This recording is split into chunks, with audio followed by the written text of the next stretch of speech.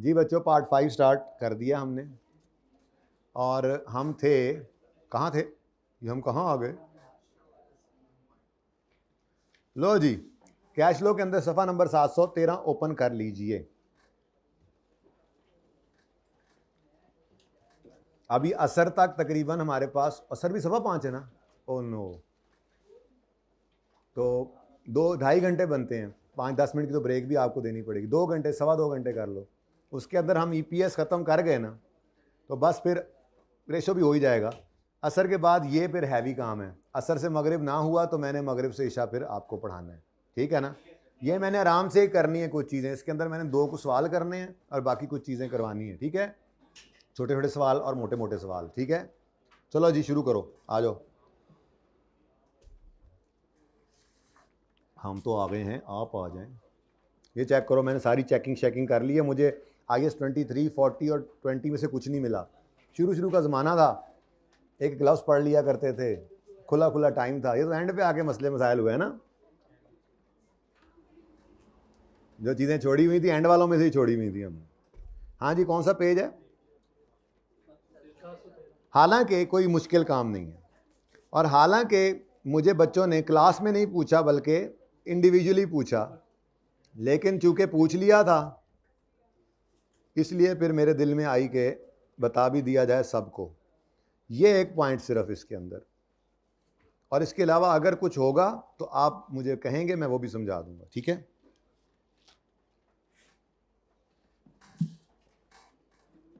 मैं पढ़ लूंगा बहरहाल। अच्छा जी, इधर देखो पॉइंट 3 पेज 714 के ऊपर। Insurance claim was related to a plant and machinery destroyed. Plant had cost and book value of 63 and 42। Asset account तो बुक वैल्यू पे नहीं बना हुआ, नहीं अलग अलग हैं। चलो ठीक है, हम भी अलग अलग एंट्री पास करते हैं। इधर देखो जी, एंट्री पास होने लगी है। एंट्री पास करते हैं जी। एसेट इकट्ठे गिवन है, फिक्स्ड एसेट्स, ठीक है, बहुत अच्छी बात है, ये तो बहुत अच्छा होता है। Asset, fixed asset, fix cost. CA में दिमाग से निकले नहीं हाले, कल मुक्या ना। फिक्स एसेट की कॉस्ट कितनी है जी, क्रेडिट करें। फिक्स एसेट की कॉस्ट 63 और बुक वैल्यू, तो इसका मतलब अकोमोडेशन कितनी है। मुझे पता है मैं कुछ कर रहा हूँ फजूल काम, लेकिन करने दो मुझे। लेट मी डू जी। 63 माइनस 42 है ना, ऐसे दसो पहले 20। अच्छा, अब इंश्योरेंस क्लेम मिला है इसके अगेंस्ट, ठीक है, और वो कितना है 31। पता नहीं क्यों मैं तेजी से ऐसे कर रहा हूँ, मैं कुछ सोचने नहीं दे रहा आपको फिलहाल। असल में इंश्योरेंस क्लेम रिसीवेबल बैलेंसिंग नहीं सॉरी 31 है। अब बताओ PNL में क्या लॉस जा रहा है, 11। और ब्रेकिंग न्यूज ये है कि अप्रैल 2020 में ये डिस्ट्रॉय हुआ था, और हम उसके बाद 30 जून 20 भी गुजार चुके, और हम 30 जून 21 वाले साल में खड़े हैं, और ये वाली एंट्री हमने नहीं करनी थी। असल में इसलिए स्पीड मारी हुई थी। ये एंट्री हमने, ये हमारे साल की एंट्री नहीं है, ये तो अप्रैल 2020 की एंट्री है जो कि प्रीवियस ईयर है। इसका मतलब ये हुआ कि पिछले साल में एसेट क्रेडिट हो गया, पिछले साल में क्रेडिट डेबिट हो गया, पिछले साल में PNL भी डेबिट हो गया। रिवर्स रिवूर्स ना करने लग जाना नॉन कैश कहकर। प्रॉफिट एंड लॉस पिछले साल के में ये लॉस आया होगा, रिवर्स भी हुआ होगा। हमें मसला था तो सिर्फ इस फिगर के साथ। असल में उसने सिर्फ ये बात बताई थी कि जो इंश्योरेंस क्लेम नजर आ रहा है बैलेंस शीट में, नजर आ रहा है, बिल्कुल नजर आ रहा है। ये 30 जून 20 पर क्लोजिंग पड़ा था, यानी कि हमारे 1 जुलाई 21 पर ओपनिंग है कि नहीं है, वो है कि नहीं है। इंश्योरेंस शोरा कहने लगा था आपको, लेकिन मैंने कहा छोड़ो आखिरी दिन है। इंश्योरेंस क्लेम रिसीवेबल 1 जुलाई 20 ब्रॉड डाउन 30, क्योंकि ये 30 जून 20 पर आया, 30 जून 20 वाले साल का था। ये बात मानते हो। 30 सॉरी लाइबिलिटी नहीं, सॉरी 1 जुलाई 20 ब्रॉड डाउन कि ना 30, और अब रोप डालता हूँ ना आगे। मैं आपको चेक कर रहा था, कैरी डाउन चवल मार के हैं, मैं तो चेक कर रहा था। अच्छा जी, कोई नहीं, इंसान गलती हो जाती, माफ़ी चाहता हूँ। अब इस साल में इस अकाउंट में और कुछ भी नहीं हुआ, ये प्रीवियस ईयर की एंट्री थी जिसको मैंने कहा हमने अपने साल में पास नहीं करना, बस इसके बारे में वो बता रहा था कि insurance claim was related to plant machinery जो कि डिस्ट्रॉय हुआ था अप्रैल में, जिसकी ये सारी कहानी थी। इस सारी कहानी को इग्नोर करना था, इस सारी कहानी को, इस सारी एडजस्टमेंट को इग्नोर करना था।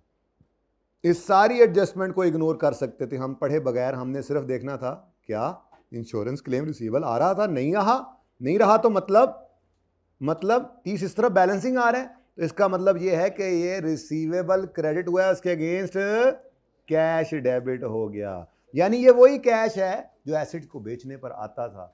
इन्वेस्टिंग एक्टिविटी के अंदर उसको कैश इनफ्लो शो करते थे, और वो पिछले साल शो नहीं किया होगा क्योंकि पिछले साल ये क्या था, रिसीवेबल। जैसे कुछ सवालों में हमने देखा भी था, कुछ पैसे एसेट बेच कर रिसीवेबल होते थे तो हम कहते थे कि ये कैश फ्लो में नहीं है, उसका रिसीवेबल का लेजर बना के अलग कर लेते थे। अगर उन सवालों में अगला साल करते तो वो रिसीवेबल रिसीव होता और कैश में आ जाता। तो आपकी कैश फ्लो में इन्वेस्टिंग एक्टिविटी में सिर्फ ये 30 नजर आना था बस, और इस पूरी एडजस्टमेंट का कोई ताल्लुक वास्ता नहीं था। अच्छा, अब बातों बातों में ना मुझे एक और चीज़ भी नज़र आ गई है, वैसे मेरे जहन में ये नहीं था। अब देखो ना, प्लान में कुछ चीज़ें होती हैं, कुछ ऊपर आ जाती हैं, इसका क्या करें,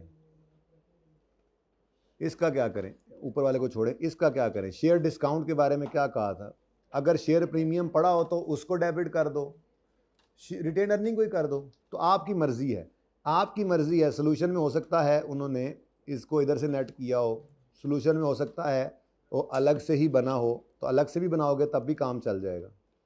लेकिन मेरा मशवरा ये है कि शेयर कैपिटल में आप इसको ले आओ।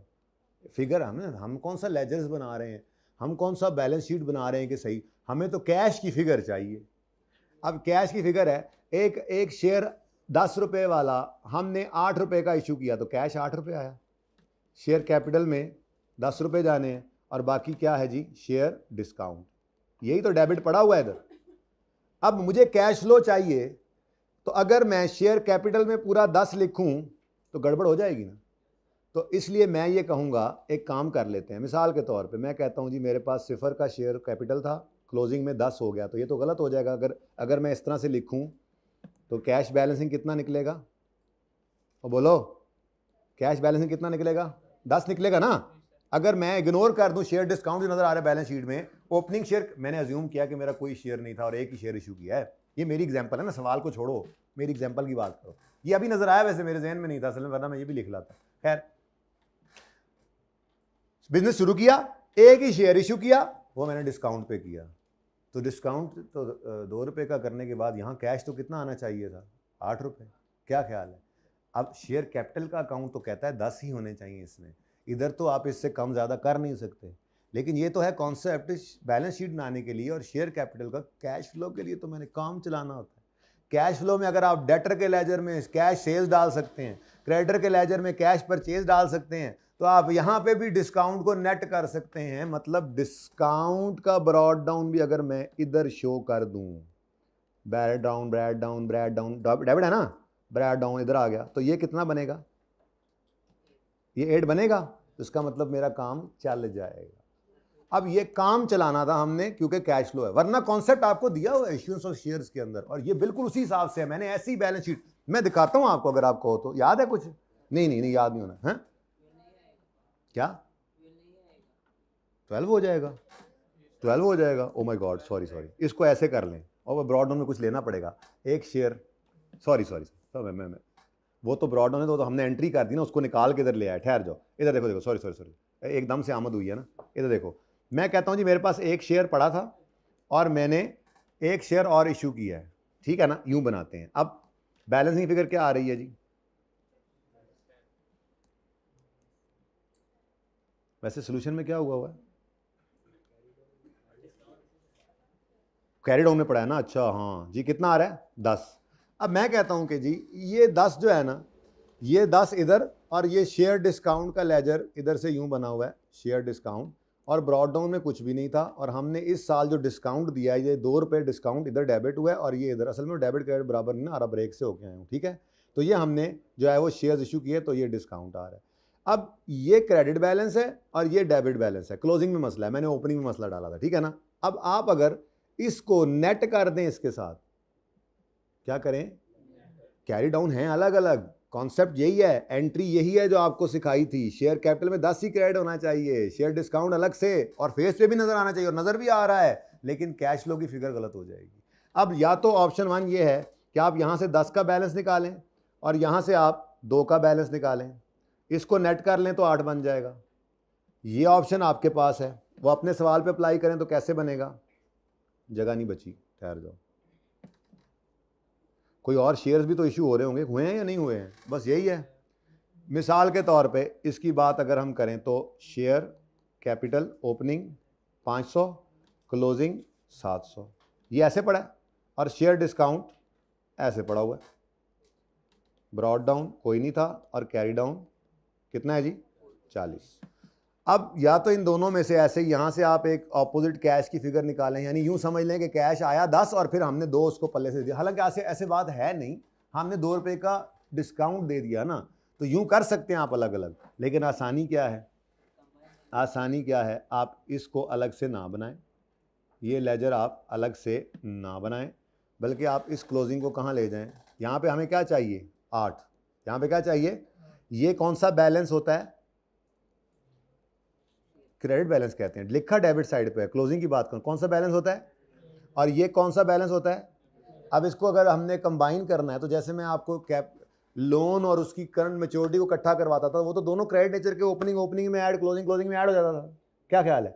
लेकिन ये क्रेडिट और डेबिट, अगर इनको कंबाइन करना है तो आपको इस क्लोज, ओपनिंग तो 0 है ना, इसमें तो उधर जाकर कुछ नहीं होना, 10 - 0 0, ठीक है। लेकिन इसको आप उधर ले जाओ तो इसको कर सकते हो ऐसे, 20 - 2, ये कितना हो गया? और अब जब ये 18 किया आपने, तो यहाँ पर आपका बैलेंसिंग फिगर कितना आ जाएगा? अब ये क्या है? ये वही कैश है जो आप चाहते हैं। तो कैश फ्लो के टॉपिक के लिए आप ये काम भी कर सकते थे, चाहें तो ये करें, चाहें तो ये कर लें। क्या पसंद करेंगे?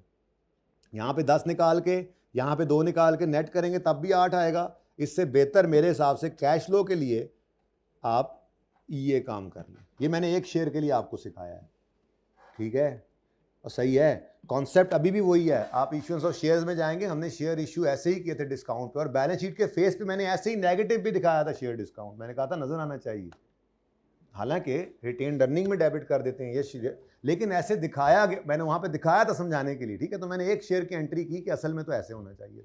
यानी मेरी बैलेंस शीट अगर बननी हो इसके साथ, तो मेरी बैलेंस शीट ऐसी होगी, शेयर कैपिटल 10, शेयर डिस्काउंट 2, जैसे ये बनी हुई है, ठीक है ना। आप कहोगे सर ये तो एक ही है, दोनों बताएं। यार ये मेरा ना पहला साल है और मैंने एक ही शेयर इशू किया है, इसलिए ये मेरा क्लोजिंग है और मेरा ओपनिंग क्या है? 0 और 0। असल में कहानी ये है। अब ये इक्वेट हो गया एक शेयर के साथ, मैंने आपको सिखा दिया। तो मैंने यहां पर ये ऑप्शन दिया है कि आप 0 से, अच्छा 20 कर दिया था मैंने, इसको 0 ही कर दे, कोई बात। अब मेरी ऊपर एग्जाम्पल बन गई ना वो, ठीक है। ले जी, ले जी, क्या करें आप? 0 10 0 10 अलग रखें और इस 0 2 को अलग रखें, नहीं तो कोई बात नहीं, आप इस 10 को इसमें से नेट कर दें। आप नेट करेंगे तो क्लोजिंग एडजस्ट हो जाएगा, कैश ऑटोमेटिकली सही हो जाएगा। ये अब आपकी मर्जी की बात है, ठीक है। मेरा मशवरा यही है, जैसे सोल्यूशन में किया हुआ है मैंने, कि 700 में से 40 को माइनस करके क्लोजिंग को लिख लें, आपकी जान छूट जाएगी, ठीक है। ओके, तो आपने जो लेजर बनाना है अपने सवाल के अंदर, उसमें आपने इसको अलग से नहीं करना, आपने 700 में से 40 को माइनस करना है और 660 बनेगा, ये शो कर देना है। बाकी सारा सवाल वैसे ही करना है, कैश आपका ऑटोमेटिकली सही आएगा। ये समझ आएगा आपको इस छोटी एंट्री के साथ जो मैंने आपके साथ कर दी। अब ये एडिशनल टाइम लगा, मेरे प्लान में नहीं था, नोट कर लो। इसको छोड़ो, बल्कि रहने दो इसको भी, इसको मैं मिटा देता हूं।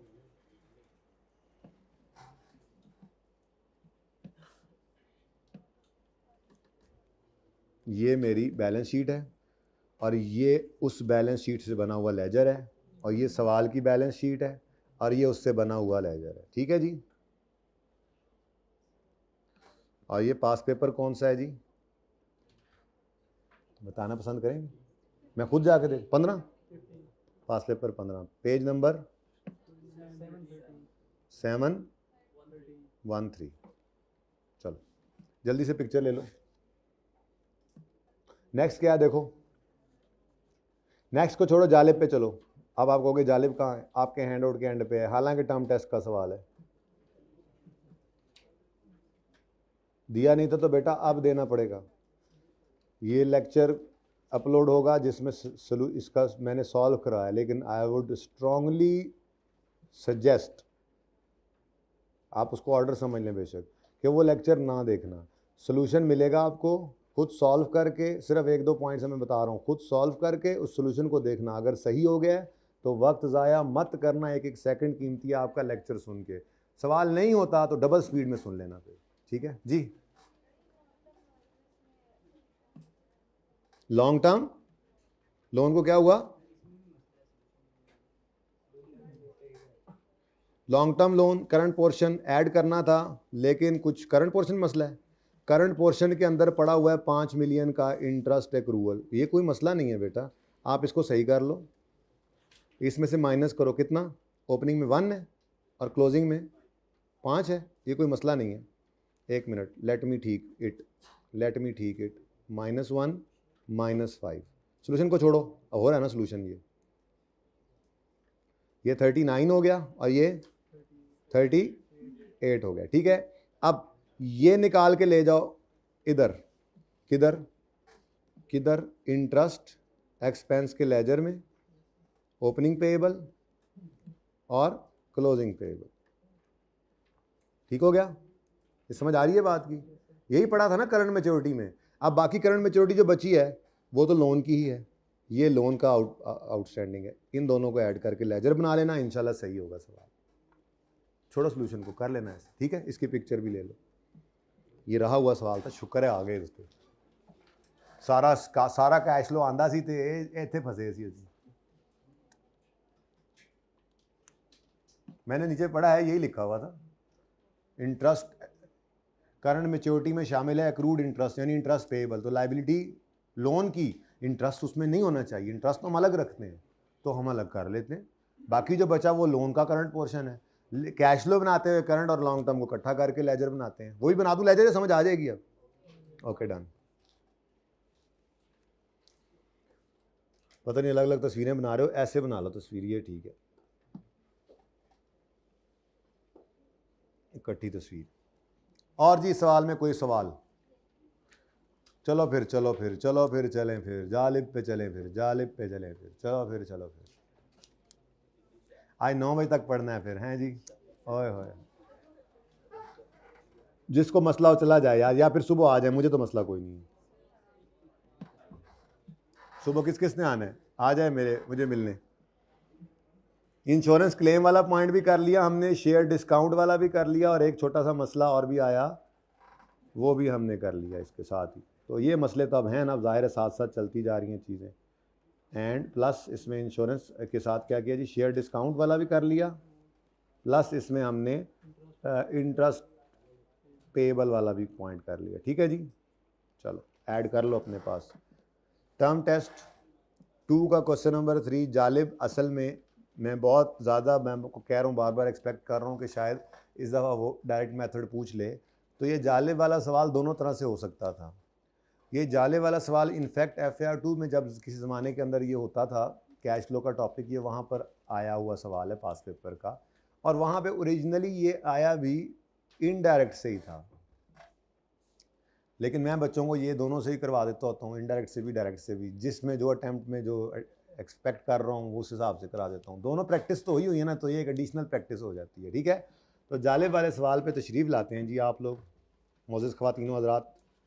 जालिब वाले सवाल पे आप तशरीफ़ लाए। इस सवाल को एक नज़र मैं पढ़ूंगा, हालांकि ये आपका किया हुआ सवाल है, इसी हैंडआउट में मौजूद है, नहीं तो टर्म टेस्ट को ओपन कर लेंगे जो बच्चे घर बैठे हुए, वैसे हैंडआउट में है। ईयर एंड 31 दिसंबर है, बैलेंस शीट में PPE है, CWIP है। CWIP 1-2 सवालों में हम पहले भी देख चुके हैं, कोई नई चीज़ नहीं है।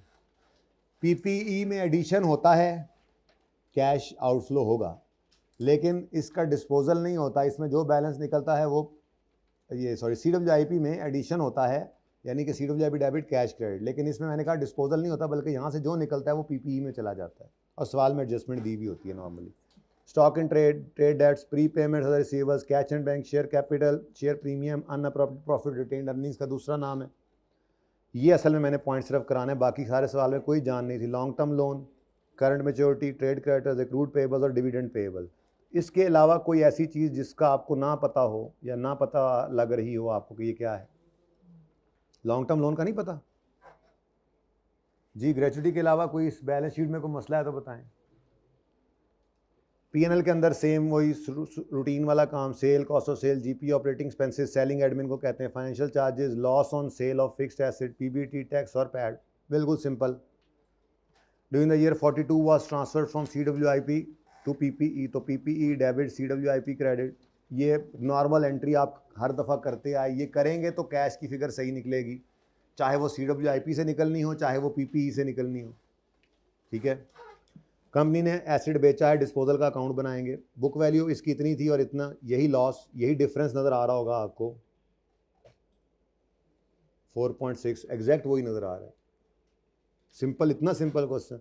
डेप्शन फॉर द ईयर इतनी है, खुद निकाल के दे दी उसने, 60% कॉस्ट ऑफ सेल में है, मतलब 40% फिर ऑपरेटिंग में है। आपने करना था डायरेक्ट मेथड से, तो इसलिए जो कॉस्ट ऑफ सेल आपको नज़र आ रहा है ये, इसमें से आपने 60% डेप्रिसिएशन निकालनी थी और बाकी जो ये नज़र आ रहे हैं इसमें से बाकी की 40% निकाल देनी थी। जब आपने लेजर्स में इनको लेके जाना था, स्टार लगाते थे नीचे, कोई टेक्निकल बात नहीं इस सवाल के अंदर, सिर्फ एक प्रैक्टिस थी और एक लेंथी सवाल दिया था कि थोड़ा सा हाथ सीधा हो। ज़्यादा सारी चीज़ें हैं, ज़्यादा सारी चीज़ें, उसमें गलती कहाँ पे होनी है वो बताता हूँ। ये पॉइंट इंपॉर्टेंट था, लेकिन इसकी प्रैक्टिस हम कर चुके थे यूनिवर्सल वाले सवाल में अच्छे तरीके से, कि अगर प्रोविजन, वो कहता है trade as return of during the year है 1 मिलियन, इसकी एंट्री होगी provision debit debtor credit. Policy of company है 5% ट्रेड रिसीवेबल्स का प्रोविजन बनाते हैं, और सवाल में हमें ट्रेड डेट्स नज़र आ रहे हैं, प्रोविजन ट्रायल में बैलेंस शीट में नज़र नहीं आ रही। इसका मतलब क्या है, ये नेट पढ़े। नेट को ग्रॉस में करना ज़रूरी है क्योंकि नीचे लिखा हुआ था रिक्वायरमेंट में डायरेक्ट मेथड। डेटर का लेजर ग्रॉस पे बनता है, नेट पे नहीं बनता, और प्रोविजन का लेजर अलग बनता है। अब यहाँ से एक फिगर निकलनी थी बैड डेट एक्सपेंस की, जो नॉन कैश है, जो अगेन आपको फेस पे नज़र नहीं आ रहा था, जो आपको इसमें फंसा हुआ मिलना था। तो दो चीज़ें हो गई। पहली चीज़ आपने इसमें से माइनस की डेप्रीसिएशन 40%, डेप्रीसिएशन जो गिवन है उसका 40%। दूसरी चीज़ आपके प्रोविजन के लेजर से निकलनी है,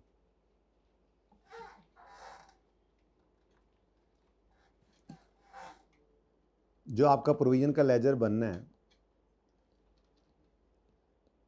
ओपनिंग क्लोजिंग। कैसे निकलेगा ओपनिंग क्लोजिंग? आपके पास डेटर्स मौजूद हैं नेट वाले, हम एक वर्किंग किया करते थे, नेट डेटर्स से ग्रॉस डेटर्स बनाते थे और प्रोविजन भी निकल आती थी। तो ये प्रोविजन का ओपनिंग क्लोजिंग आपने यहाँ लिखना है, बैड रिटर्न ऑफ की एंट्री करनी है, और ये एक्सपेंस की फिगर जो है ये भी नॉन कैश है, जो आपको फेस पे कहीं नज़र नहीं आ रही थी। मैंने ये सारे पॉइंट डिस्कस नहीं करने थे, असल मैं मतलब की जगह पे जा रहा हूँ, लेकिन मैंने कहा चलो गुजर रहे हैं तो ये भी करते चले, सोल्यूशन मिलेगा, लेकिन ये सवाल खुद करना है लाजमी, बहुत इंपॉर्टेंट है ये। ठीक है, तो यहाँ से आपने बैड डेट एक्सपेंस की फिगर वो भी माइनस करनी होती थी, bad debt expense, B D expense, return of नहीं, रिटर्न ऑफ तो यहाँ जाता है, बैड डेट रिटर्न ऑफ, और यहाँ पे एक फिगर निकलती थी बैड डेट एक्सपेंस की, वो बैलेंसिंग फिगर आपने उठाकर लेके जानी होती थी पीएनएल में।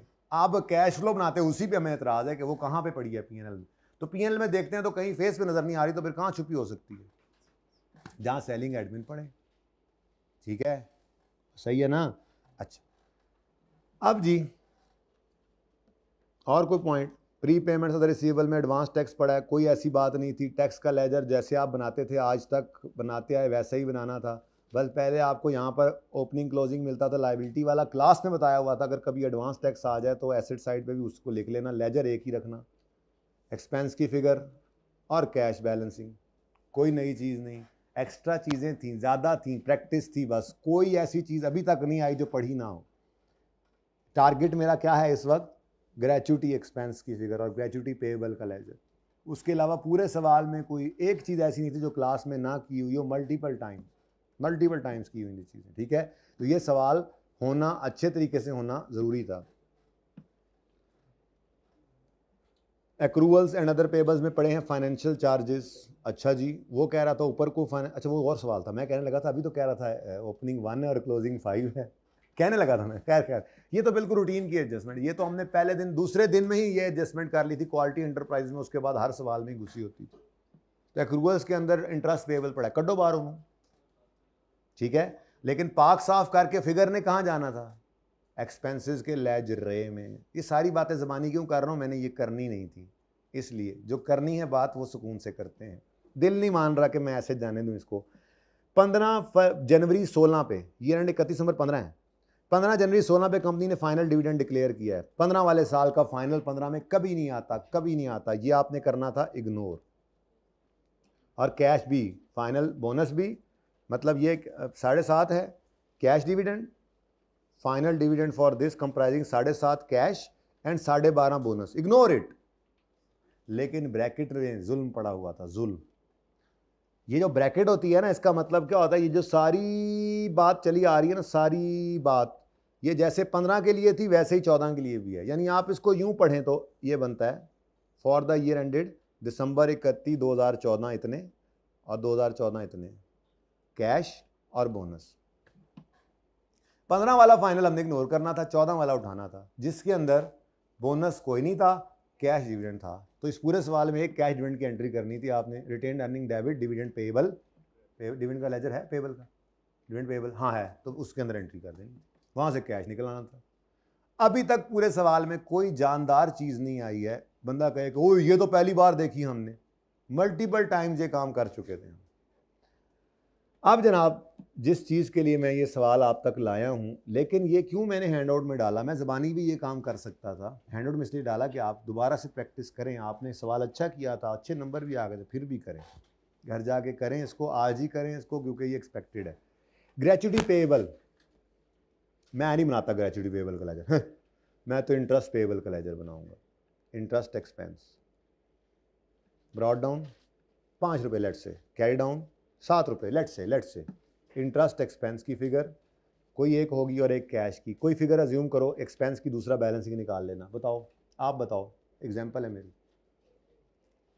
बहुत कम हो जाएगा, 15 तो हो, कुछ ऐसे ज़रा बड़ी फिगर तो हो। अब कैश की फिगर बैलेंसिंग निकाल दो, 13। अब मुझे बताओ इसका ट्रीटमेंट आप क्या करते हो? कैश के अंदर स्टेटमेंट ऑफ कैश फ्लोज बना रहे होते हो आप, पीबीडी से काम शुरू हुआ होता है, एडजस्टमेंट फॉर नॉन कैश चल रही होती हैं, इनके अंदर जहाँ पे बाकी सारे कैश नॉन कैश एक्सपेंसेस आ रहे होते हैं, वहीं पर आप ऐड बैक कर इंटरेस्ट एक्सपेंस करते हो, ऐड बैक, बोलो, गुस्से ही कर जाता है। अच्छा, तो इंटरेस्ट एक्सपेंस कितना हमारी एग्जांपल में निकला है जी? 15। इसको पीबीडी में ऐड बैक किया और नीचे एंड पे आके लेस कर देते थे हम इंटरेस्ट पेड। कितना? इसमें कोई आपको शक है तो बताएं, इसमें कोई शक है तो बताएं। ये तो आपके सिलेबस में है, ये तो आ भी जाता है। एहतियात के दर्जे में ग्रेच्युटी यहाँ पे डाला। ग्रेच्युटी कहते हैं कि आपके जो एम्प्लॉयज़ हैं, जो आपके पास कई साल गुजारते हैं, तो जब वो जाने लगते हैं तो उनको इकट्ठे कुछ पैसे दिए जाते हैं उनकी खिदमत के एवज़। तो ये नहीं कि वो 20 साल बाद जा रहा है तो एक ख़तीर रकम उस वक्त एक्सपेंस बनाई जा रही हो। जब 20 साल उसने सर्विस दिया है तो 20 साल पर ही एक्सपेंस को बांटा जाता है। अब 20 साल बाद वो जाएगा या 22 साल बाद जाएगा या 18 साल बाद ही अल्लाह की तरफ चला जाएगा, क्या पता, अनसर्टेनिटीज़ होती हैं, कितने पैसे देने पड़ेंगे पक्का नहीं होता। इसलिए इसका नाम प्रोविजन फॉर ग्रेच्युटी रखा जाता है gratuity payable he. Provision for gratuity मैंने नाम बदल के लिखा ग्रेच्युटी पेएबल आपके लिए, असल नाम इसका प्रोविजन फॉर ग्रेच्युटी है, अंदाज़ा, प्रोविजन अंदाज़ा, क्योंकि कंफर्म नहीं होता कब जाएगा, कितने पैसे देने पड़ेंगे, कितने लोग जाएंगे। लेकिन हम एक अंदाजे की बुनियाद पे एक्सपेंस बुक करते हैं हर साल, क्योंकि ये जो सर्विसेज हर साल दे रहे हैं इसी के अगेंस्ट इनको 20, 25, 30 साल बाद इकट्ठे पैसे मिलने हैं ना। तो वो एक्सपेंस किसी भी और एक्सपेंस की तरह जो पे ना हो उसकी एंट्री है एक्रूअल की, expense debit payable credit. Expense debit, interest expense debit, नहीं पे हुआ तो इंटरेस्ट पेएबल क्रेडिट। देखना ज़रा इन दोनों भाइयों को देखना ज़रा, ये दोनों ऐसे ट्विन्स हैं कि बस नाम ही बदला हुआ है हमने। देखना ग्रेच्युटी एक्सपेंस, ग्रेच्युटी एक्सपेंस। अब ये जाहिर सी बात है, पढ़ाया नहीं हुआ था तो पेपर के अंदर आपको ये बात सरप्राइज मिली, लेकिन पूरे सवाल में एक नहीं कई सरप्राइज होने चाहिए, एक आधा तो होता ही है। तो ग्रेच्युटी एक्सपेंस की एंट्री, अच्छा कोई ओपनिंग पेएबल पड़ा हुआ है 12 रुपये लेट से, क्लोजिंग पेएबल पड़ा हुआ है 17 रुपये लेट से। अब एक्सपेंस की एंट्री होगी gratuity expense debit, gratuity payable credit. मुझे अंदाजे से ऐसी फिगर इसकी 3 रुपये की एक्सपेंस की फिगर डल गई। अब बैलेंसिंग फिगर निकलेगी इसमें भी कैश की, कोई एक गिवन हो दूसरी निकाल लेंगे, ठीक है ना। लेजर है वही एक्सपेंस का, जैसे कोई भी लेजर होता है, बोलो 15 में 17, 15 और 17 कितना आता है, वो काटते नहीं हो गया कोई नहीं 7 कर लो जी। अब बताओ 2 रुपये आ गए, कुछ तो आया ना। चलो अब देखो ट्रीटमेंट चेक करो इसका, इंटरेस्ट एक्सपेंस की तरह से ग्रेच्युटी एक्सपेंस भी प्रॉफिट तक आते आते क्या हो चुका है, माइनस हो चुका है, तो ऐड बैक करो। कितना, 7 था मेरी एग्जांपल में, 7 था जी। और जहां इंटरेस्ट पेड लेस हुआ था वहीं पर कोई फर्क, और बोलो।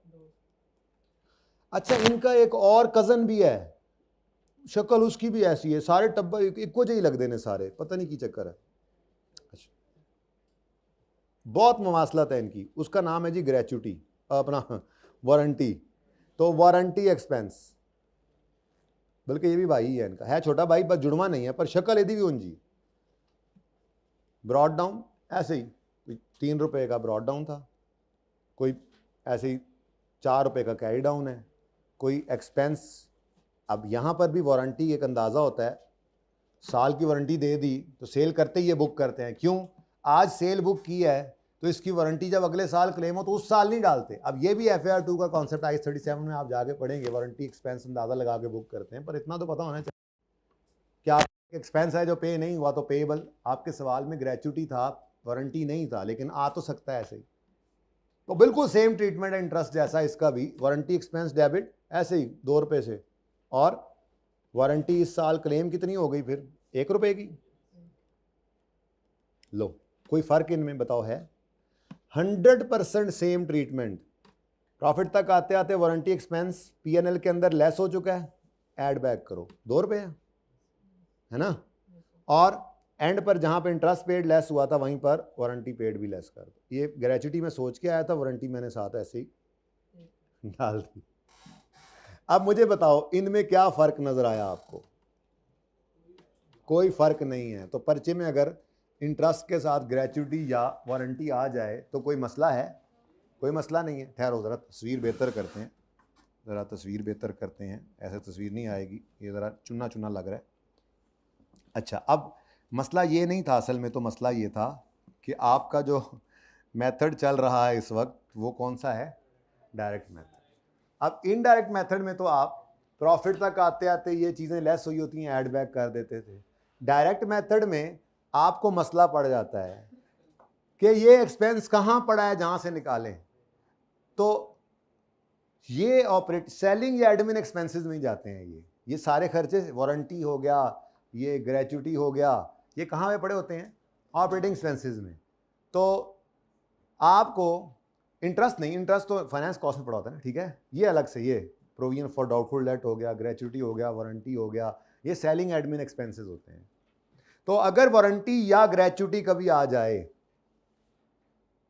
तो उसका एक्सपेंस, इनडायरेक्ट मेथड तो बहुत आसान है, बिल्कुल इंटरेस्ट जैसा कर दिया। डायरेक्ट मेथड में उस एक्सपेंस को पार्क करना पड़ता है, एक्सपेंस के लेजरे वाले एक्सपेंस को। ये जो एक्सपेंस का लेजरा आपने ओपन कर रखा है, इसके अंदर जो आपने ऑपरेटिंग एक्सपेंसेस सही करने के लिए यहां पर रखे हुए हैं स्टार लगाकर, तो इसमें से अभी थोड़ी देर पहले आपने डेप्रिसिएशन माइनस की थी, कितने 40% थी। इसमें आपने प्रोविजन फॉर डाउटफुल डेट भी माइनस कर लेना, जो आपने लेजर बनाया था, सीखा हुआ था ना। अब ग्रेच्युटी सवाल के अंदर है, अब वो मैं अपने सवाल वाली बनाता हूं। ग्रेच्युटी पेएबल कितना है, ग्रेच्युटी पेएबल कितने गया, ये ओपनिंग 27.5, क्लोजिंग 38.6, लेजर ओपन किया, इसी में कर दूं, ओपनिंग कितना है 27.5, क्लोजिंग 28. सही से ना बोलना 6, मैं खुद देख लूं इससे तो अच्छा है। अब आओ इस एडजस्टमेंट में, provision for gratuity made during the year. असल में जुमला ये होना चाहिए, लेकिन आपके लिए मैंने ब्रैकेट में लिखा ताकि आपको समझ आए कि यार कोई मुमासलत बना लें बच्चे, जुगाड़ कर लें, कुछ तो कर लें। Provision for gratuity for the year का मतलब होता है जो आपने अंदाजा लगा कि इस साल एक्सपेंस बुक किया है। Gratuity expense amounted to 15.5 million, पिछले साल का था, और पिछले साल का क्या करना हमने, एक्सपेंस की फिगर फॉर द ईयर होती है, इग्नोर करो। तो 5 मिलियन को पकड़ा, और कितने गया, इधर ले आए, कितना जी, डन, 15.5 है, अच्छा 15.5। अब बताओ बैलेंसिंग कितना आ रहा है। अब ये कैश पेड तो आ जाएगा इधर ही आपकी कैश फ्लो के अंदर, जहां पे इंटरेस्ट पेड आ रहा था नीचे टैक्स पेड की तरह से, क्या ये वारंटी पेड या ग्रेचुइटी पेड भी उधर आ जाएगा। लेकिन मेथड कौन सा है, तो अब मुसीबत पड़ गई आपको। अब आपने ढूंढना शुरू किया ये जालिम किधर पड़ा है। पीएनएल के फेस पे जाकर देखा तो फेस पे कहीं नजर नहीं आया, तो फिर कहां पे पड़ा हो सकता है, इसी में ही। तो ये एक पॉइंट था जो आपको करवाना था असल में, और तैयारी आपको साथ करवा दी। वारंटी आ जाए तो उसकी भी ठीक है, आना इन दोनों ने कोई नहीं है, लेकिन एहतियातन करवाया था, ठीक है। तो आपने इधर से माइनस ये भी कर देना है ग्रेचुटी एक्सपेंस। ये प्रोविजन फॉर डाउटफुल डेट क्या है, ये बैड, सॉरी मैं यहाँ पे लिखूंगा बैड डेट एक्सपेंस। ये क्या है, ग्रेचुटी एक्सपेंस, जो अभी अभी आपने निकाला है कितना 4.4, ये ओरिजिनल फिगर है, ठीक है, और सही है ना। तो यहाँ से जो फिगर सही होनी है वो इधर जानी है। एक्रूअल प्री पेमेंट्स आपने डाले हुए हैं, ये एक्सपेंस की फिगर सही आ जानी है, और कैश की फिगर जो आपकी कैश फ्लो के फेस पे चली जानी है। और कोई चीज़ मुझे ऐसी नज़र नहीं आई जो नॉन कैश हो इसमें मेरे ख्याल में यही चीज़ें ही थी। ऑपरेटिंग एक्सपेंसेस में से डिडक्शन माइनस होनी थी, प्रोविजन फॉर डाउटफुल डेट के लेजर से बैड एक्सपेंस निकलना था, वो कहीं नहीं मिलना था, वो यहाँ से माइनस होना था, और ग्रेचुटी एक्सपेंस एक सरप्राइज भी था, ठीक है जी। क्या ये थोड़ी सी डिस्कशन की, अगर इसकी कोई ज़रूरत है तो। ये रेलेवेंट नहीं है सवाल से, ये रेलेवेंट नहीं है सवाल से, ये नहीं है, और ये जो है ना ये अब मेरे लिए सही वाला हो गया, मतलब ये इत्तेफाक से आपने यही डाटा लिखवा दिया है, तो ये सही है, ठीक है। और इससे ये एक्सपेंस की फिगर, और एक्सपेंस की फिगर जालमो, एक्सपेंस की फिगर 15.5, ये एक्सपेंस की फिगर इधर आ गई, ठीक है जी, और डन। और कैश पेड की फिगर ये नीचे जाके 4.4 आपकी, जो आपकी कैश फ्लो बन जाएगी उसके अंदर आ जाएगी, ठीक है। तो ये एक पॉइंट था 15.5। निकलना कैसे, शायद निकाल तो आप ले लेजर बना के। ट्रीटमेंट क्या है, जो ट्रीटमेंट इंटरेस्ट का वही इसका। अब मसला ये आता है कि इनडायरेक्ट मेथड में तो इंटरेस्ट और इसका बिल्कुल सेम है, लेकिन डायरेक्ट मेथड में मुसीबत क्या पड़ती है कि इंटरेस्ट अपने घर में पड़ा होता है और बाकी खर्चे ऑपरेटिंग एक्सपेंस में छुपे पड़े होते हैं। तो ये ग्रेचुटी इंटरेस्ट तो है नहीं कि इंटरेस्ट में पड़ा हो, ये कहाँ पड़ा है, तो इसको निकालना पड़ेगा इस तरह से, ठीक है। वमा अलैना इल्लल बलाग।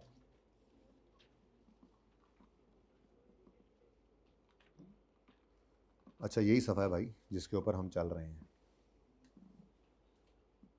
चलो जी, अब कुछ एक MCQs हैं, इनको ज़रा नज़र मारें। क्या लगता है 9 बजे तक हो जाएगा ख़त्म? तो फिर सुबह, ये तो कोई बात ना हुई ना, ये कोई नहीं उस वजह से है बेटा, आज 5 मिनट से ज़्यादा नहीं मिलने।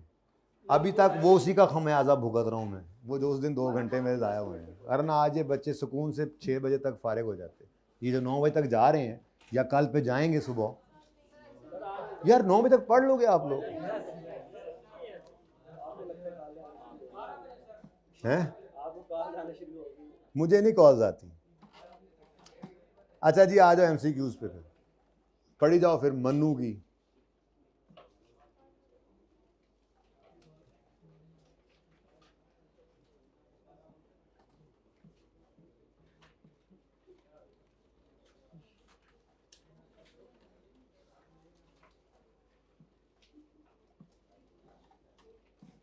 मैं तो सोचा सी हमें 5 मिनट से गल हो जानी, पर इतने गल पैगी गल। चलो जी फटाफट करो अब इसको, मुकाओ इनू कैश फ्लो नू, जान ही छड़ रहा। MCQ 14,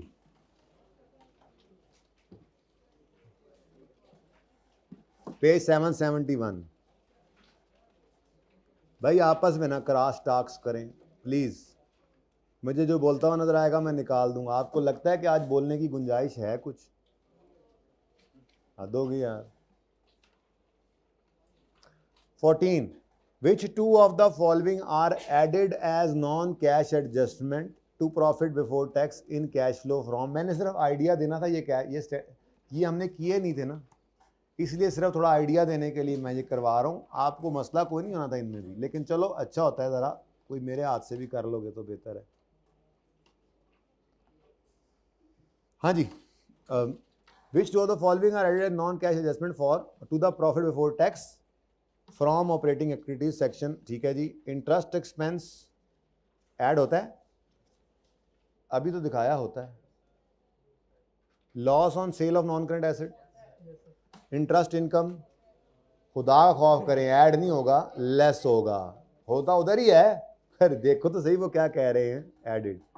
tax charge, profit before tax से शुरू कर रहे हैं तो ये भी ऐड। तो इस तरह की चीज़ें होती हैं इस कैश फ्लो के अंदर, ठीक है। Okay done. ए और बी। अगला कौन सा एमसीक्यू है, खुद देख के बता दो। 16, what is the net cash flow generated from operations. बड़ी इंपॉर्टेंट बात, वो जो लेस इंटरेस्ट लेस टैक्स से ऊपर वाली फिगर है ना, ये उसकी बात हो रही है।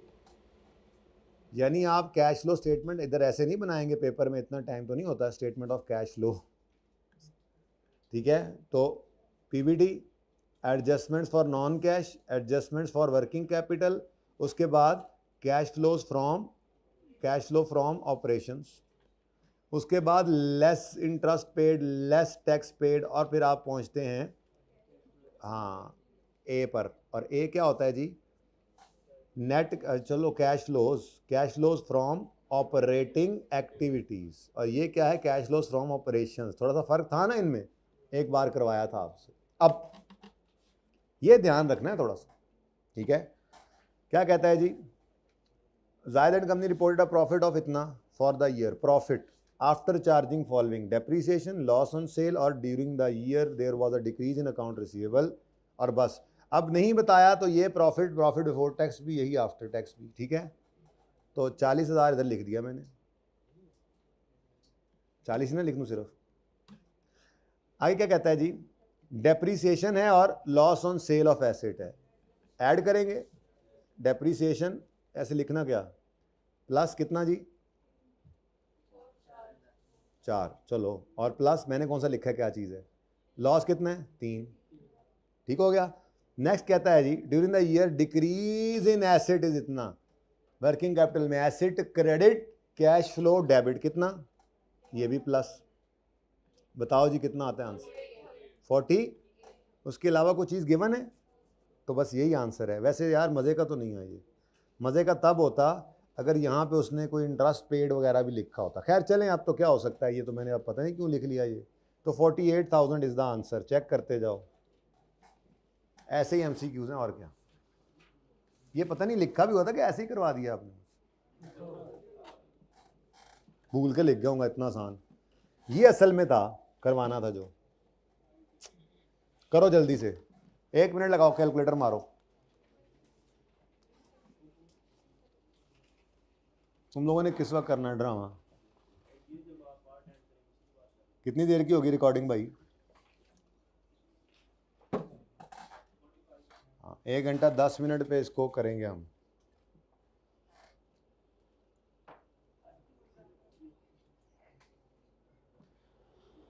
बल्कि इसको कर लेंगे हम 3:25 पे ब्रेक,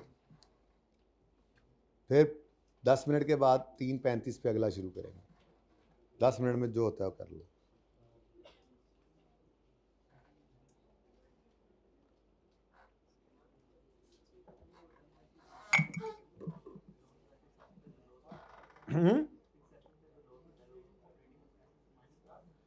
बेटा जो loss on non current asset होता है वो पीबीटी में ऐड बैक होता है।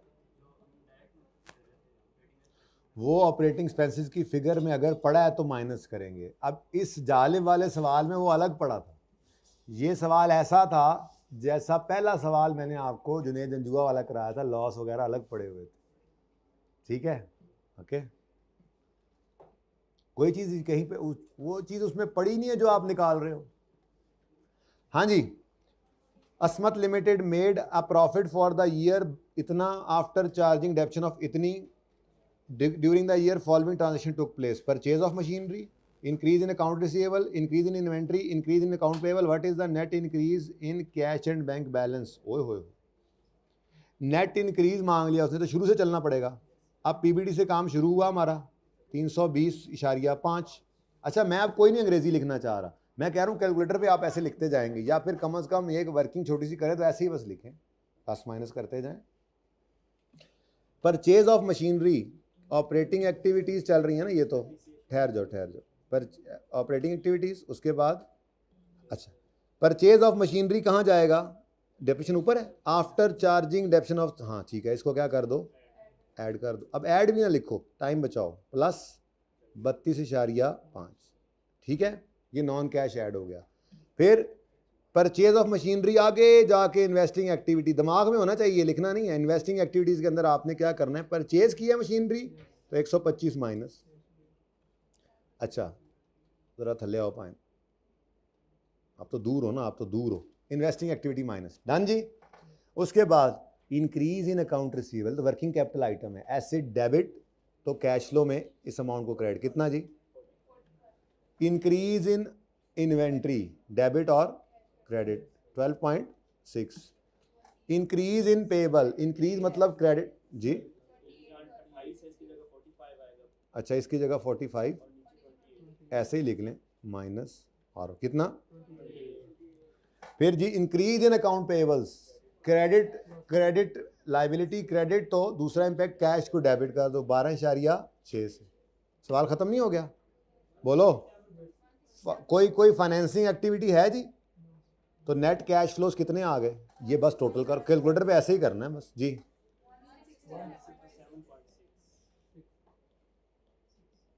समझ आइए बात, ऐसे करना है आप। मैं अंग्रेजी सारी लिख सकता था, पर एमसीक्यू है भाई, कैश फ्लो के सवाल कितने किए हैं, सारा फॉर्मेट आपको अजबर है, टाइम नहीं ज़ाया करना है। और अगर लगे कि नहीं समझ आई तो फिर कोई बात नहीं, छोटी मोटी अंग्रेजी लिख लो, वर्किंग आपकी छोटी साइड पे कर लो। एमसीक्यू में वर्किंग करना मना नहीं है, लेकिन वर्किंग के मार्क्स कोई नहीं है। ये कोई नहीं है कि आपने यहाँ पर कोई एक नहीं लिया और आंसर जो है वो आपका सही नहीं आया तो वो कहेगा चलो यार काफ़ी सारे सही थे तो कुछ नंबर मिल जाए, कुछ नहीं। एमसीक्यू के आंसर पे ही नंबर होते हैं बस, तो इसलिए वर्किंग की कोई ज़रूरत है नहीं, अगर करनी पड़े मजबूरी में तो करो। ओके, आप 20 है जी, हाँ जी, इसको खुद ही करो और आंसर देखो, थक गया हूँ मैं अब, खुद ही करो और आंसर देखो, और मसला है तो पूछो।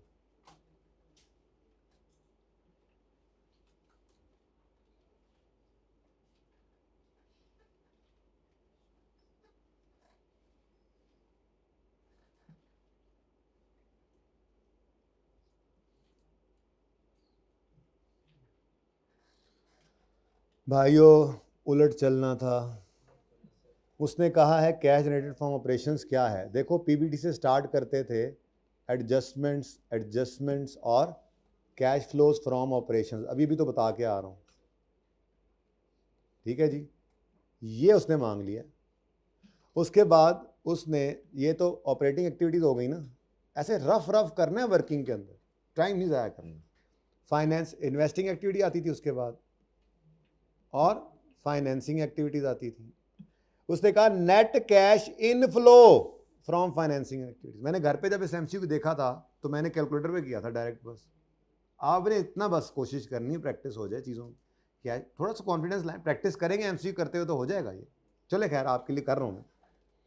नेट कैश इनफ्लो है, फाइनेंसिंग का इनफ्लो है, कितना इनफ्लो पॉजिटिव होगा, नेट है, नेट ठीक है ना, तो ये आंसर ही मैंने लिख दिया फाइनेंसिंग एक्टिविटी का। नेट कैश आउटफ्लो है, इंक्रीज इन कैश, ओहो यहाँ पे जो टोटल आएगा वो नहीं पता, लेकिन ऐड कुछ होता था और फिर पहुंचते थे आप क्लोजिंग पे। अब वो कहता है increase in cash and cash equivalent, का मतलब क्या है, 0 से बढ़ के 12 हुआ है, ऐसे ही है, 12 ही है ना, 24, एक तो ये बड़ा मिक्स हो रहा है, 24, ठीक है जी। तो ओपनिंग कितना है, ऐड करते थे ना ओपनिंग और आ जाता था क्लोजिंग, ओपनिंग कितना है 0, क्लोजिंग कितना है 24 पॉजिटिव। अब यहाँ से उलट चलना है, अगर ये 0 है तो ये भी 24। अब यूँ चल रहे हैं तो जो चीज़ें प्लस हैं वो माइनस करते जाना है, और जो चीज़ें रिवर्स चलते हैं, जो चीज़ें माइनस हो उन्हें प्लस करते जाना है, पहुँचना यहाँ पे। अब ये क्या, मैं दिमाग में अगर होता तो कैलकुलेटर पे आप सिर्फ यूँ लिखते 24,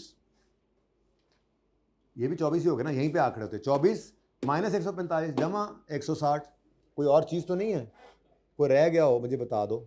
ये 24 आ गया और इसको इग्नोर करना, ओ एक मिनट बना ही लेना चाहिए, अगर ऐसा कुछ हो जाए तो बना लिया करो। अच्छा जी, एक स्टेप इससे भी ऊपर जाना था। कैश फ्लो फ्रॉम ऑपरेशंस वो चाह रहा है कि निकाल दो लेस इंटरेस्ट पेड टैक्स पे होता था, तो एक टैक्स पेड आ गया, इंटरेस्ट पेड भी है और टैक्स पेड भी है, बिल्कुल लेंगे जी इसको। जी इंटरेस्ट पेड टैक्स पेड कितना कितना है जी, 65 और 12, ठीक है। लेकिन ये क्वेश्चन मार्क लगाने की क्या जरूरत है, जब उसने यहां पर कहा है आ जाओ, तो यहां ब्रेक लगाने की जरूरत है, जान दो गड्डी में, जान दो। अब कैलकुलेटर के ऊपर पकड़ो, ये हो गए सारे, देख लो जरा, सारा कुछ हो गया, 145 हो गया, 60 हो गया, 24 हो गया, 65 हो गया, सब कुछ ही हो गया। अब इधर देखो कैलकुलेटर पे, 24 माइनस 145 जमा 160 जमा 12 जमा 65, है कोई ऑप्शन 116 वाला? वो तो सही है, फिर देखो जरा जाके। अब नहीं समझ आ रही तो कहो मैं अंग्रेजियां लिख देता हूं। ये वो फॉर्मेट है जो आपको कोई गहरी नींद से भी उठाकर यूं हिला कर वह फॉर्मेट बताओ, तो आप एकदम से बता दो, 1.5 मिनट में आप ये फॉर्मेट बनाते थे। तो पेपर में उस चीज का फायदा उठाना है आपने, कि अब ये मुझे मजबूरन लिखना पड़ा, वरना तो अगर ये ऊपर वाले ना होते मैं फंस गया जरा, मैंने कहा चलो लिख ले, जहां फंस जाओ ऐसे रफ सी वर्किंग करो, इसके मार्क्स तो है नहीं, आप कैलकुलेटर पे करोगे तब भी उतने नंबर मिलने हैं, मजबूरी में करना पड़े तो ये करो। देखो एब्रीविएशन यूज हुए हैं, बस खुद को समझ आ रही है क्या है, किसी को समझाने की जरूरत भी नहीं, ठीक है। किसी को नहीं समझ आई 116 की तो बताओ। ये अच्छा एमसीक्यू था, मुश्किल था इसीलिए मैंने इसको आइडेंटिफाई किया था कि ये करना है, बाकी तो सारे ऐसे ही हैं, एक दो और हैं, अच्छा नहीं वो रेशोस के अंदर है जी। 14 16 17 20 हो गया, 25 पे आओ, 25 क्या कहता है। अब ना सारे वो दूसरे वाले हैं, थोड़े से बीच में कोई कहा था शायद कैलकुलेशन वाला आ जाए, लेकिन ये असल में आपको सिखाना मकसूद था। कैश फ्लो का टॉपिक तैयार है तो एमसीक्यू भी तैयार ही हैं, सिर्फ थोड़ा सा सोचने का तरीका आपको सिखाना होता है कि यार वही है, वही कॉन्सेप्ट्स हैं, सारा उधर से बाहर कुछ नहीं जाना, ठीक है। बस एक दो थ्योरेटिकल जरा होते हैं, वो जो मैंने आपको कहा है वो पढ़ लेना, यूजफुलनेस वगैरह, वहां से एक आधा एमसीक्यू तैयार हो जाएगा आपका, ठीक है जी। 25, which of the following are not operating activities? Interest paid, collection from customer, cash payment for income tax और payment of dividend। dividend operating activity नहीं है, फाइनेंसिंग है। कलेक्शंस फ्रॉम कस्टमर तो ऑपरेटिंग ही है। अच्छा, cash payment two of income tax ये क्या है, इन्वेस्टिंग या फाइनेंसिंग? इन्वेस्टिंग या फाइनेंसिंग? नहीं ना हो सकता इन दोनों में से कोई, तो इसलिए ये ऑपरेटिंग नहीं है, ये इन्वेस्टिंग या फाइनेंसिंग नहीं है। अब ये होता किस पे है, इनकम टैक्स लगता किस पे है, इनकम पे, यानी प्रॉफिट पे, और प्रॉफिट ऑपरेशन से निकल रहा है, इसलिए ये ऑपरेटिंग एक्टिविटीज में जाता था। अब आप कहोगे सर जाता तो ये भी नजर आ रहा है, हम इंटरेस्ट पेड को बिल्कुल रखते थे ऑप्शन के तौर पे ऑपरेटिंग एक्टिविटीज के नीचे, एंड पे जाके माइनस, तो इसे तो डिविडेंड को भी कर सकते थे। फिर आपने पेमेंट और डिविडेंड को क्यों क्रॉस लगाया? अगर आप इंटरेस्ट को टिक करना चाहें, या तो दोनों को टिक करो या दोनों को क्रॉस करो। तो ऊपर लिखा हुआ है which of following are not, interest paid is not an operating activity. Interest paid होता था लोन के ऊपर जो आपने लिया होता था, तो इसको फाइनेंसिंग एक्टिविटी ही कहते हैं। लोन रेज करना और उस पर इंटरेस्ट देना, ऐसे ही कैपिटल रेज करना, लोगों से पैसे लेने, ओनर्स बनाना, ठीक है, और उनको डिविडेंड देना। वो तो डिविडेंड और इंटरेस्ट में ऑप्शन था, आगे 7 ने कहा हुआ था कि चाहो तो उसको ऑपरेशंस के कैश फ्लो के बाद नीचे लेस करके दिखा दो, चाहो तो फाइनेंसिंग एक्टिविटी में ले आओ, पर ऑपरेटिंग एक्टिविटी ये दोनों नहीं है। अब ये टेक्निकल थोड़ी सी बातें होती हैं, थोड़ी सी क्लिक कर जाए तो कर जाए, नहीं तो ना से। तो सी और B is the correct option. क्या पूछा था उसने, sorry which of following are not, तो ये हैं, ये नहीं है ठीक है जी, सॉरी ओके, वो ध्यान से देख लेना रिक्वायरमेंट क्या है। अच्छा नेक्स्ट 31, व्हाट इज 31? ये ज़्यादा इसी के एमसीक्यू ना, थोड़े से रेशोज के भी ज़्यादा हैं, बाकी तो मैंने ढूंढ के मिला ही कुछ नहीं। मैं वो अभी थोड़ी देर पहले आपको दिखा नहीं रहा था, वो IAS 2320 में से तो एक एमसीक्यू नहीं मिला, सारे कराए थे। IAS 40 के अंदर से एक ज़बरदस्ती ढूंढ के लाया हूँ, ताकि आपको ये हो पढ़ के इस चैप्टर को भी देखा है इसने, कुछ रहता तो नहीं है। यकीन करो उनमें कुछ बचा ही नहीं। मैंने कहा वो ज़माना ही और था ना जब एक लफ्ज़ पढ़ रहे होते थे। ये तो एंड पे चला है, तो हमने कहा चलो करते हैं अगला कर लो, करते हैं अगला करो, तो इस चक्कर में रह गए। अच्छा ही हो गया, इकट्ठा कर रहे हैं। कौन सा है जी? जंप मारा और 31 पे आ गए। अगर कोई दरमियान वाले करना चाहे, मेरी तरफ से इजाज़त है, मैंने होमवर्क दिया था, किसी में मसला है तो पूछ भी सकते हैं, बाद में आ जाए तो आप जूम मीटिंग में पूछ सकते हैं, लेकिन मैं रिवीजन प्लान में थोड़े एमसीक्यूज रखूंगा, प्रॉबेबली यही रखूंगा, इसके अलावा कोई एक दो मुझे पसंद आ गए तो, क्योंकि रिपीट होती हैं चीज़ें, तो टाइम नहीं है इतना, आप एक तरह का एमसीक्यू 4 दफ़ा क्यों करना है भाई, एहतियातन एक दफ़ा, बल्कि एक दफ़ा मैंने करवा दी, शायद दोबारा करने की भी ज़रूरत नहीं है आपको, अगर किसी में मसला नहीं आया तो ऐसे ही एमसीक्यू पर्चे के अंदर बन जाने हैं आपके, तो उसको आप कर लेंगे यहाँ से, ठीक है। तो रिवीजन प्लान के अंदर मैं एमसीक्यूज भी लिखता हूँ कि कौन कौन से करने हैं, वो कम ही होते हैं, बस वही कर लेना, मेहरबानी है आपकी। टॉपिक तैयार हो तो एमसीक्यू तैयार ही होता है, तसल्ली के लिए करवा रहा हूँ ये। अ कंपनी विद बड़े सेहतमंद प्रॉफिट्स इज फेसिंग क्या है, प्रॉफिट्स हैं और शॉर्टेज है, क्या ये मुमकिन है? क्योंकि पीएनएल बनता है एक्रूअल बेस पर। एक्रूअल बेस का मतलब क्या है, आपने सेल की उधार पे और सब कोई उधार पे कर ही जा रहे हैं, अन्य वाप उधार दे ही जा रहे हैं लोग, सेल क्रेडिट सेल करें तो आपके क्रेडिट अलाउ करें तो आपको आपकी सेल बढ़ती है ना, आप अन्य वाप सेल करी जा रहे हैं तो सेल बढ़ गई, क्रेडिट पे की है, कैश तो आया नहीं, प्रॉफिट्स तो बढ़ गए।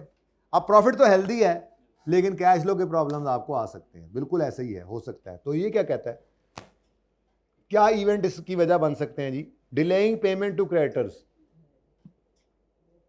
कैश फ्लो का प्रॉब्लम आ रहा है, कैश शॉर्टेज फेस कर रहे हैं, प्रॉफिट्स के होते हुए कैश शॉर्टेज फेस कर रहे हैं, तो फिर क्या डिले करने की वजह से कर रहे हैं? नहीं, डिले तो करना पड़ जाएगी पेमेंट शायद आपको, लेकिन वो क्या कह रहा था कि विच of the following events could account for this, किस वजह से ये हुआ होगा, इसको डिले करने की वजह से ये हुआ होगा? नहीं, इसको तो डिले बेचारे को अब करना पड़ेगा क्योंकि मसला आ रहा है। Shortening of credit period granted to, हाँ अगर आप क्रेडिट पीरियड नहीं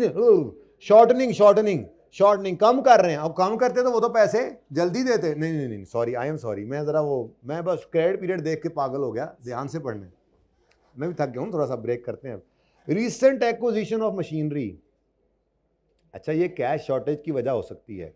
increase in dividend propose by, नहीं मेरे ख्याल में तो यही एक मुनासिब लग रहा है कि आपके पास प्रॉफिट्स भी ठीक हैं और कोई ऑब्वियस वजह भी नहीं है, क्रेडिट, अगर क्रेडिट सेल्स कहता तो मैं वो लिख लेता, वो नहीं है, तो फिर और वजह क्या हो सकती है? प्रॉफिट्स होने के बावजूद कैश शॉर्टेज क्यों आ गई? शायद नई फैक्ट्री लगा लिया आपने तो कैश जितना था आपने यूज कर लिया।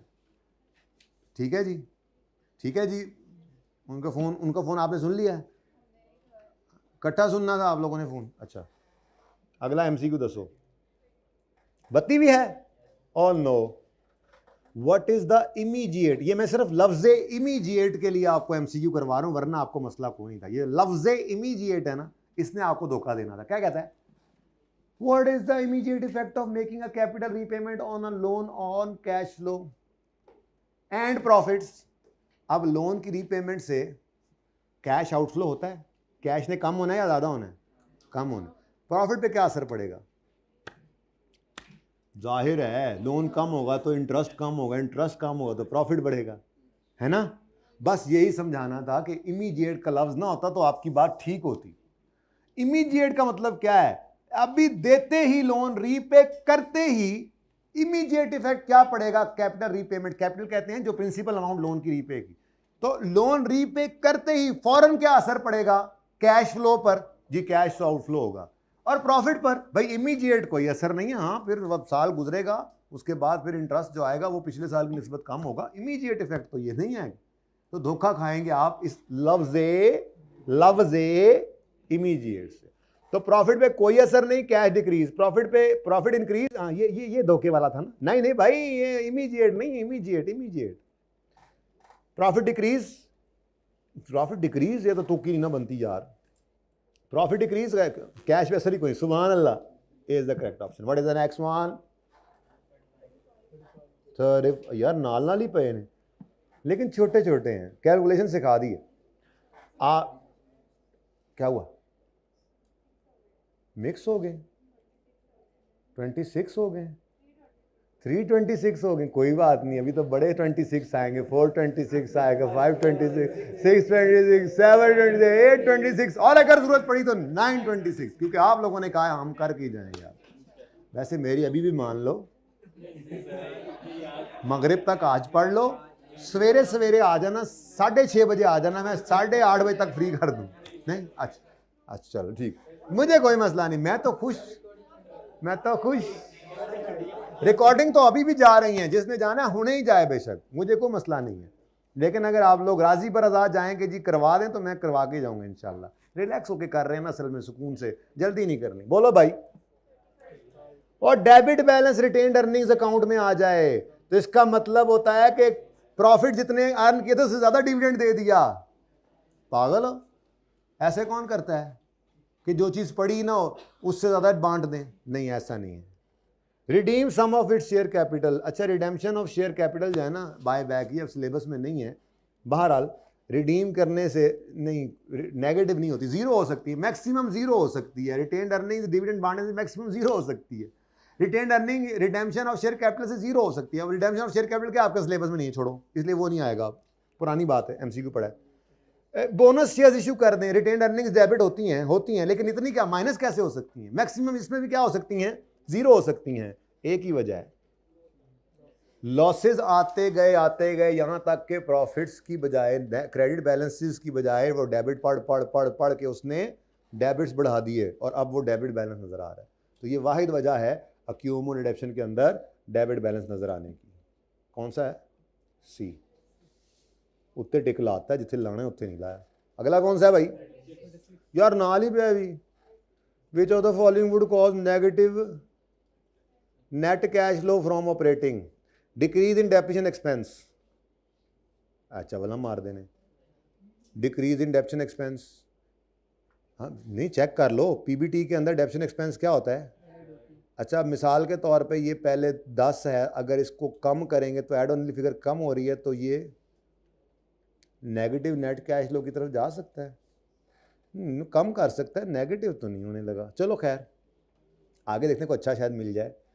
Substantial investment in fixed assets, ये लग रहा है आउटफ्लो होता है ना, ऑपरेटिंग एक्टिविटीज़ का होता है, होश करो और कुछ होश करो, इन्वेस्टिंग में होता है नहीं। नेक्स्ट, सिग्निफिकेंट इंक्रीज इन, लेकिन इंक्रीज इन क्रेडिट सेल्स है ना, तो क्रेडिट सेल्स बढ़ रही हैं तो डेटर बढ़ रहे हैं, डेटर बढ़े तो डेटर डेबिट कैश, तो ये भी लग रहा है। 2 पे क्वेश्चन मार्क लग गया है। Repayment of long term loan, नहीं ये तो फाइनेंसिंग है। अब 2 रह गए जी, मैच 2 के अंदर है, ठीक है। अब सेमीफाइनल हो गया, अब फाइनल में 2 टीमें आ गई हैं। पहली टीम है, वो कहता है negative net cash flow from operating activities कैसे आ सकता है? डिक्रीज इन डेप्रिसिएशन की वजह से? नहीं। Significant increase in credit sales कैसे? बिल्कुल आ सकता है, क्योंकि क्रेडिट सेल्स ने प्रॉफिट को बढ़ा दिया, सेल्स ने प्रॉफिट को बढ़ा दिया, उधर से डेटर्स भी बढ़ गए। अब हमने ओपनिंग से क्लोजिंग का चेंज लेना होता है, तो डेटर्स का चेंज जब लेंगे तो ये बढ़ रहे होंगे। बोलो, ये लेट से 5 थे, ये 15 हो गए, सिग्निफिकेंट इंक्रीज आ गया। तो ये जो इंक्रीज आया है इसको हम कहते थे एसेट डेटर डेबिट और कैश, तो ये कैश फ्लो में नेगेटिव नजर आएगा। तो ये एक वजह मुझे तो लग रही है, बाकी देख लो सोल्यूशन में कोई ऊपर वाली है तो उसकी भी फिर मैं को कहानी बना लेता हूँ। यही है चलें जी। अच्छा जी, और कौन सा जी अगला? सीधी बात है भाई, मैं अब क्या आखिरी नाम से कुछ गोलियां पहले करा ली जो करानी थी। ये मैंने सारे इसलिए लिख दिए थे कि ये एमसीक्यूज जो थे वो पास पेपर के थे, और कोई वजह नहीं थी। शुरू करो, बस ये कर लो, खत्म, फिर छुट्टी, फिर मतलब break. In order to survive in long run, business must generate positive net cash flows from operating activities. अगर लॉन्ग टर्म में चलना है ना तो लोगों से मांगे तांगे पर गुजारा नहीं करना और लगाई नहीं जाने, ऑपरेटिंग एक्टिविटीज अच्छी करो, ऑपरेशंस से प्रॉफिट्स कमाओ, ज़्यादा से ज़्यादा कैश फ्लो जनरेट करो लॉन्ग टाइम सर्वाइवल के लिए। ये तो नहीं कि आप हर वक्त ही बस ओनर से पैसा मंगवाई जा रहे हो, बिजनेस चलाई जा रहे हो, और ओनर से पैसा मंगवाया और फिर इन्वेस्ट कर दिया, फिर उधर से भी कुछ नहीं कर रहे हो। भाई ऑपरेशंस को बेहतर करो, ऑपरेशंस के कैश फ्लोज को बेहतर करो अगर लॉन्ग टर्म आप चलना चाहते हो, ठीक है। Which of the following may be presented in both? Income statement में और कैश फ्लो दोनों में, इनमें से कौन सी चीज़ आती है? Purchase of non current asset. Cash flow में तो ये आएगा इनफ्लो, सॉरी आउटफ्लो के तौर पे। इनकम स्टेटमेंट में कहाँ आता है? इनकम स्टेटमेंट में तो कभी भी आपका एसेट खरीदना नहीं आया, गेन या लॉस उसका आता है ना। इनकम स्टेटमेंट में नहीं आता ना, क्या आता है? हाँ, अच्छा नेक्स्ट, रीपेमेंट ऑफ लोन, ये आपके कैश फ्लो में तो आता है, इनकम स्टेटमेंट में भी आता है। लोन डेबिट होता है, लायबिलिटी कम होती है, इनकम स्टेटमेंट में तो नहीं आता। उसने क्या लिखा है ऊपर? स्टेटमेंट ऑफ कॉम्प्रिहेंसिव इनकम का मतलब होता है इनकम स्टेटमेंट। मैंने कहा बता दूं, issuance of shares, cash flow में तो शेयर्स इशू हो तो कैश इनफ्लो आता है, इनकम स्टेटमेंट में भी आता है। डेप्रीसिएशन कैश फ्लो में एड बैक होता है और पीएनएल के अंदर एक्सपेंस नजर आता है, तो ये दोनों तरफ आता है। देखो आईकेएफ के MCQs. Alpha limited made a profit before tax, इसको जरा करना अभी ब्रेक के अंदर।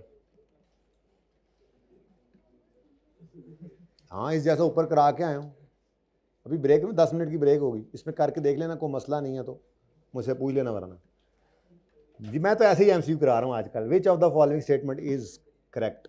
Statement of cash flow is useful in assessing ability of the entity to generate cash and cash equivalent, सही कह रहा है। Historical cash flow are often fairly, अब ये आपको कैसे पता लगेगा? वो जो आपको कहा है ना, एक बार पढ़ लेना, जिंदगी में कभी एक बार पढ़ लेना, वो जो आज कह के आया हूँ यूजफुलनेस, उसके अंदर ये बातें लिखी हुई हैं कि जो हिस्टोरिकल बेसिस के ऊपर कैश फ्लो बनाई है ना, जो साल गुजर गया है, अब जो साल गुजर गया उस बेसिस पे जो कैश फ्लोज हैं उसको बेस बनाकर प्रोजेक्शन हो सकती है, इसमें कोई ऐसा मसला नहीं। उसी को देख कर ही तो प्रोजेक्शन करनी है कि अगर इस साल में इन्होंने क्या नजर आ रहा होता है, अच्छा फिक्स एसेट्स खरीदे हैं, वाह जी वाह, ऑपरेशंस बड़े बेहतर हैं, लोन रीपे कर रहे हैं, तो ये चीजें देखकर आप फ्यूचर के कैश फ्लोज को, लोन बहुत ज्यादा ले लिया, बहुत ज्यादा फिक्स एसेट बेच दिए हैं, तो आप क्या एक्सपेक्ट कर रहे हो? फ्यूचर में से एसेट खरीदने पड़ रहे होंगे, लोन रीपे करना पड़ेगा, इंटरेस्ट जाएगा, तो ये क्या हो रहा है? आप कैश फ्लो को देखकर आप फ्यूचर को ही तो प्रेडिक्ट कर रहे हैं। तो historical cash flow are often a fairly reliable indicator of amount, timing and certainty of future cash flow, this is right. लेकिन यूजफुलनेस पढ़ोगे तो ये पॉइंट आपका, तो देखो एक एमसीक्यू आ गया, यूजफुलनेस ना पढ़ के जाना, आपका भी एक एमसीक्यू आया होगा, ना पढ़ के जाना। बोथ आर करेक्ट, चेक कर लो। वैसे मेरे हिसाब से तो बहुत करेक्ट है, आपके सोल्यूशन के हिसाब से बहुत करेक्ट हैं। लो जी, आखिरी एमसीक्यू कैश फ्लो का, उसके बाद हम जा रहे हैं ईपीएस पे ब्रेक के बाद। Which two of the following may appear in, दोनों में से कौन? Which two of the following may appear? May increase in depreciation expense, it may appear, it must appear, इसके अलावा कैश फ्लो में कहीं नहीं जा सकता। Interest receive, it may appear here and there, operating में भी और फाइनेंसिंग में भी। Dividend paid, it may appear here and there, may वाला तो यही है। Sale proceed, no, it must appear in investing activities, no other place. तो which two of the following may वाले तो ये ही हैं, बी एंड सी। ये रिपीट टेलीकास्ट हो गया था इसलिए मैंने इसको काट दिया है। और ये रिपीट टेलीकास्ट कौन सा हुआ है? जो अभी आपको मैंने होमवर्क दिया है, जल्दी जल्दी कर लो ब्रेक में, ठीक है जी। इस पार्ट को क्लोज करिएगा।